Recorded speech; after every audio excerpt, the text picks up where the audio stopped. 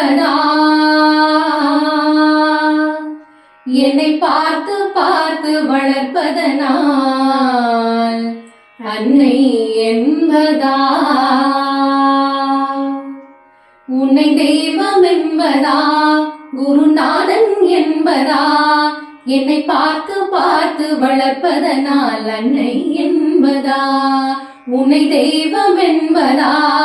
குருநாதன் என்பதா என்னை பார்த்து பார்த்து வளர்ப்பதனால் அன்னை என்பதா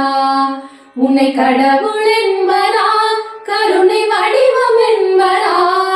உன்னை கடவுள் என்பதா கருணை வடிவம் என்பதா